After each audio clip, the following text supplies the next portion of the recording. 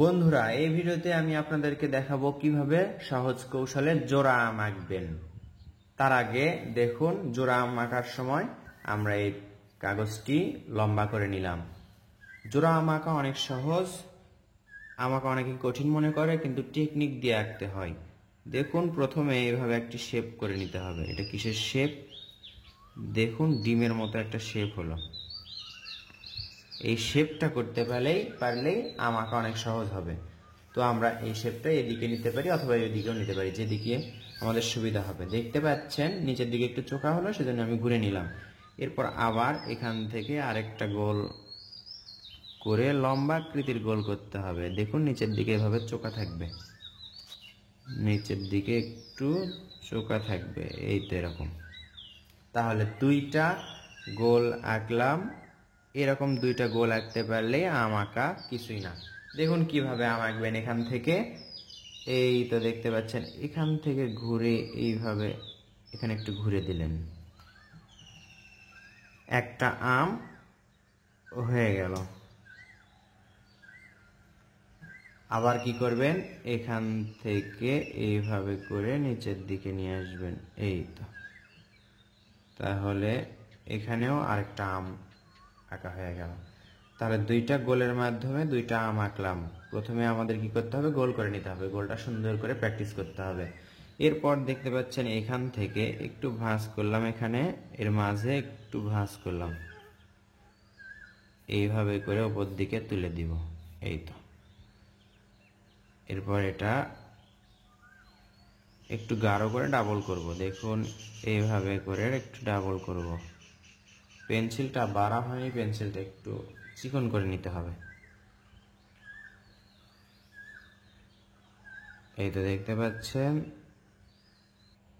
দুইটা আমে বোটা আঁকলাম, এটার সাথে এটা মিলে দিলাম, এরপর উপর দিকে এভাবে তুলে দিলাম, এই তো।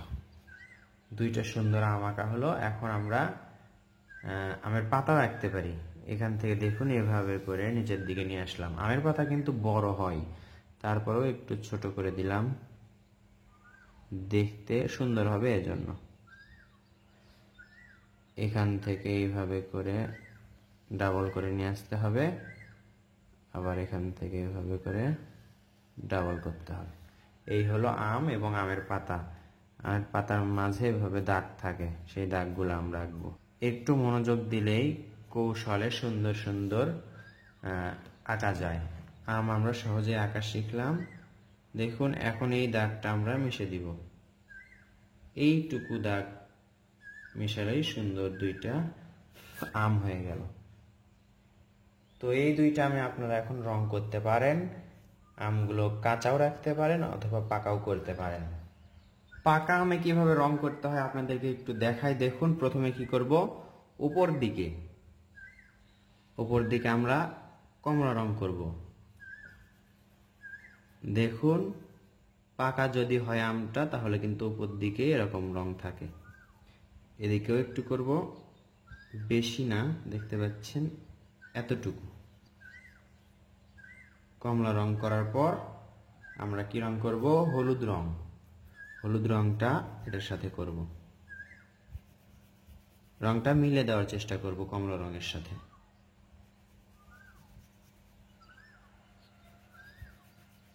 এটুকু করলাম। এরপর হলুদের চেয়েও যদি হালকা হলুদ রং থেকে থাকে তাহলে আপনারা করতে পারেন, যদি না থেকে থাকে তাহলে করার কোনো প্রয়োজন নেই। তাহলে আমরা দুইটা রং করলাম, একটা হচ্ছে কমলা, তারপর হলুদ। এরপর দেখতে পাচ্ছেন সবুজ। এটা হচ্ছে হালকা সবুজ, গাঢ় সবুজ না, কিন্তু এটা হালকা সবুজ রং নিচের দিকে করছি। হালকা সবুজ রং করার পর এবার দেখুন গাঢ় সবুজ রং, এই তো। একেবারে গাঢ় সবুজ না, আমার কাছে 48 কালার রং ছিল, এই জন্য অনেক রকমের কালার আছে। আপনারা সরাসরি সবুজ রং করবেন, গাঢ় সবুজটাই করবেন। তাহলে তিনটা রং, প্রথমে হচ্ছে কমলা রং, এরপর হলুদ রং, তারপর হালকা সবুজ, তারপর গাঢ় সবুজ, চারটা রং। এই রংগুলো সবার কাছেই থাকে। একটা আমে যে রং করলাম, আরেকটা আমে আমরা সেই রঙই করব, অথবা একটু গাঢ়টা বাদ রেখে করব, কমলা রংটা বাদ রেখে করব। এটুকু রং হলুদ করলাম, কমলার জায়গায় হলুদ করলাম। এরপর হালকা সবুজ দেখতে পাচ্ছেন, এটা একটু কম পাকা আম করব, দুইটাই একই রকম হয়ে যাবে। হালকা সবুজ, এরপর একটু গাঢ় সবুজ, এরপর তার থেকে আরো গাঢ় সবুজ। আমার কাছে সবুজ রং কয়েক প্রকারের আছে, আপনারা কোন রং করবেন? যাদের কাছে রং নেই, প্রথমে হলুদ রং করবেন, হালকা সবুজ রং করবেন, তারপর গাঢ় সবুজ রং করবেন। আমের বোটার রং কিন্তু একেবারে সবুজ না, যে রংটা দেখতে পাচ্ছেন এই রংটাই আমের বোটার রং। কিন্তু যাদের অনেকের কাছে এই রংটা নেই, তাহলে তারা কি রং করবে? তারা সরাসরি সবুজ রংটা করবে, গাঢ় সবুজ রংটা করবে। এরপর আবার গাঢ় সবুজ রংটা নিয়ে আমের পাতায় করতে হবে। এটা হচ্ছে গাঢ় সবুজ রং। এক পাশে একটু লাইট রাখলাম, আরেক পাশে ডিপ রাখবো, অথবা একটা সবুজ রং করলেই হবে। এরপর পেন্সিল দিয়ে যখন আমরা এভাবে আউটলাইন দিব, তখন আঁকাটা আরো সুন্দর লাগবে। তো বন্ধুরা, শেষ পর্যন্ত দেখে কেমন লাগলো? জোড়া আম আঁকা শিখতে পারলেন কিনা কমেন্ট করে জানাবেন। আপনারা শিখতে পারলেই আমার সার্থকতা। ভিডিওটি দেখে উপকার হলে লাইক, কমেন্ট, শেয়ার করবেন। ধন্যবাদ সবাইকে। আসসালামু আলাইকুম।